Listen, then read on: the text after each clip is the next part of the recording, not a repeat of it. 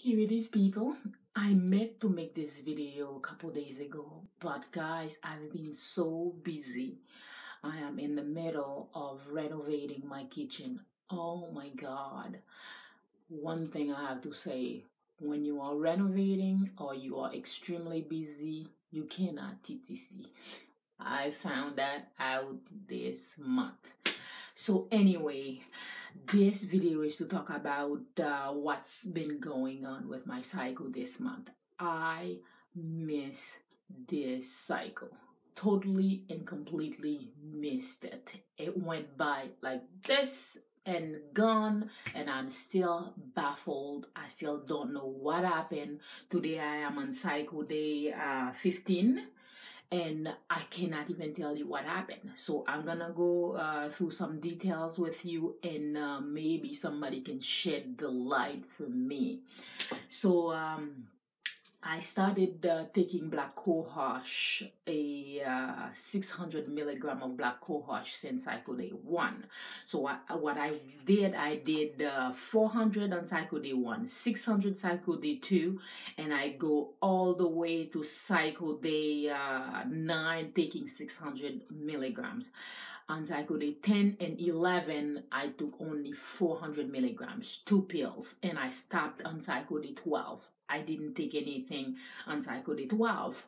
And I started with the castor oil pack on cycle day 5 right after my period stopped.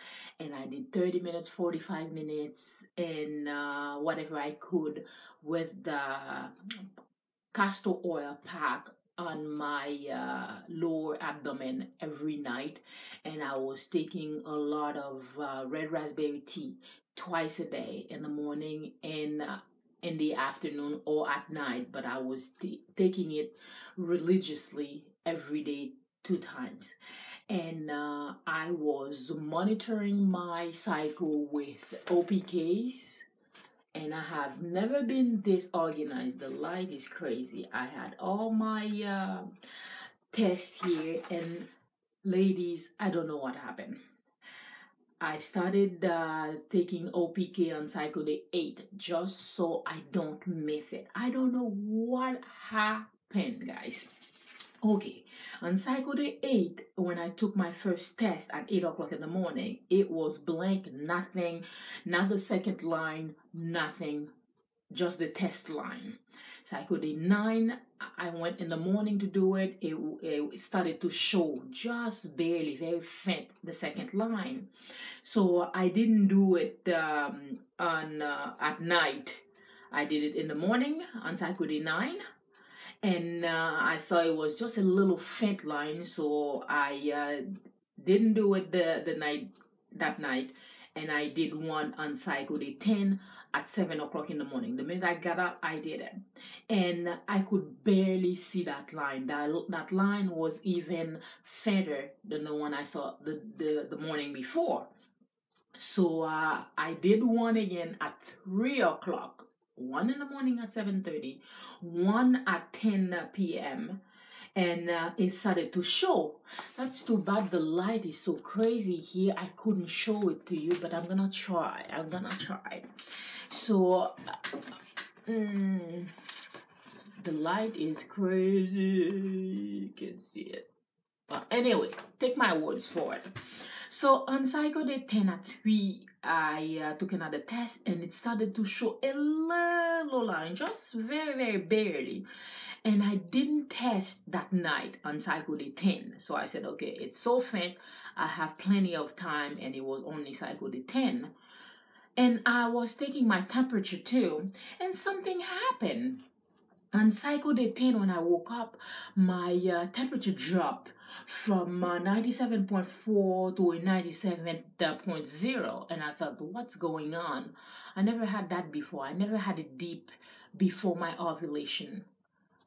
If I had a dip, I knew for sure it was ovulation day. So I thought maybe it's something going on because I stopped taking my temperature vaginally because I had bacterial infection.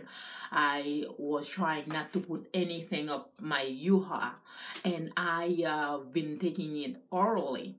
And I had that dip, and I said, okay, what's going on? And my cervical mucus was egg white, all the sign that I was ovulating. But since I took that ovulation test and it was nowhere close to be positive, so I ignored it completely. But keep in mind, I am 42 years old.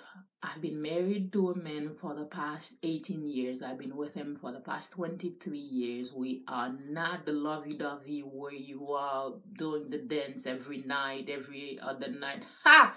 No way, Jose.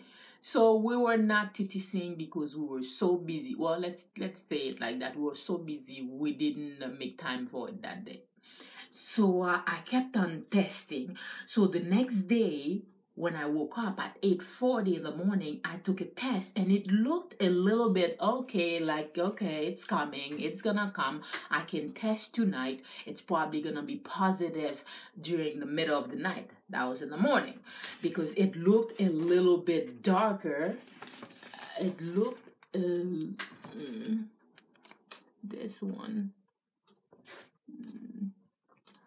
Oh my goodness, I don't know why this thing is so, anyway, so it looked a little darker. So I said, okay, I have all today. I probably will ovulate in the middle of the night, so we can dance tonight, and that will be good for if I ovulate tomorrow. So I check it at 8:40, and at night, I went again to test my ovulation at 8:03. I already, my pee was diluted and everything, and it was just as it was in the morning. And I woke up on cycle day 11. I took it at 8:03. No. At 8 p.m. I took it and it was still the same. It's very darker. It's nowhere near, it's not close to ovulation. And I thought, okay, my pee was diluted. Maybe I'll take it in the morning. So I woke up in the morning at 4 a.m. on cycle day 12, and it was still the same. And I was questioning it. And because I thought, okay, when I woke up in the morning, it should be completely dark. It would be nice and positive, but it was not positive. And I did it again at 8 o'clock, 4 hours later, with my pee not, so diluted. It should be giving me a good positive. And it stayed the same.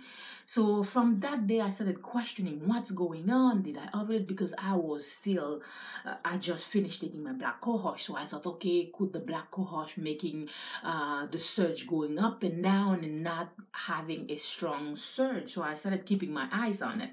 So I tested again at 3:30 that day. And at 3:30, the line was gone. It was gone. You had to close one eye to look at it to see the test line, the second line. So it was gone. So I started looking and checking again at 9 p.m. I did it the next day and the next day. And guys, I woke up this morning to test again. And I said, okay, no, I'm done. I'm not going to test again. Because all the signs showed that I ovulated that day when I had that dip on cycle day 10. Because that's the way I am. The day after I ovulate, I have gas. I don't know what it is in my reproductive organs. I feel cramping. I feel so gassy the next day. Meaning 1 DPU. That's always how I feel. So I started having that pain. I said, oh my God, I completely missed my ovulation. So here we are, cleaning, repainting, sanding, staining, primering, all of stuff in the kitchen. And guys, if you have never done anything with your husband around the house, if your husband is an angel, you are lucky. My husband is not an angel. You cannot work with him. When you're working with him, he thinks he's the boss. He thinks he knows everything. You cannot say anything. He's acting weird. He's screaming and all of that. And even though I wanted to give it a try this month, but he was such an SOB. And I said, screw you. You're not going to get nothing. You're not going to get shit this month. Because the way he was acting, you move here, you do this, you do that. Oh no, that's not the way I'm gonna do it. And it is my renovation. So I got so upset and I said, okay, screw it. It doesn't matter. I can lose this cycle.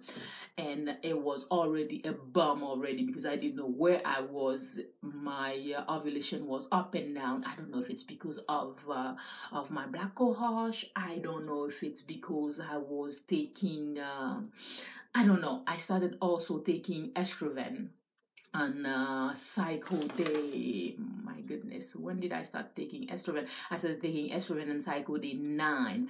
Estrogen is not an estrogen supplement. It's not. It has absolutely nothing about estrogen with it. It has the name estrogen, but it has all kinds of great ingredients in it, such as black cohosh. It has ginkgo biloba, and they say it is a great hormone stabilizer.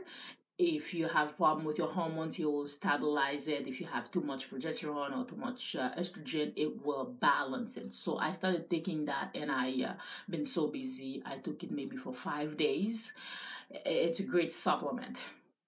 And I stopped taking it. They say it's especially good for people with PCOS and problem like that. But I never had a problem ovulating. Never, ever, ever, ever since I've been trying to conceive. I had an anovulatory cycle. I always ovulate right on time, sometimes on cycle day 12, sometimes on cycle day 13 or 14. I never had a problem. So I don't think what happened, I can blame it on estrogen or anything, except most definitely the dose I was taking with black cohosh. So I'm wondering now, was I taking too much of black cohosh? Because when I was taking only 200 milligrams, I did ovulate and I did have a big surge. I could tell I was ovulating, but at the same time, I cannot blame it because I did ovulate. I ovulated on cycle day 10. I had all the sign. My cervix was open. I had lots and lots of EWCM, and I had the ovulation pain. I had a dip, so I cannot blame it on black cohosh. So I don't know why I didn't have that big surge, because usually that surge will stay for a good 48 hours. I'll see a positive in the morning and I can see the positive all the way until the next night. So I don't know what's going on. So I am not too upset, because until right now, I'm telling you, I don't know how I would do the dance, because it's just so frustrating, so stressful around this house with this renovation. I cannot wait for it to be over. So this is where I'm at. 13 minutes later, I thought I would make a video for 4 minutes.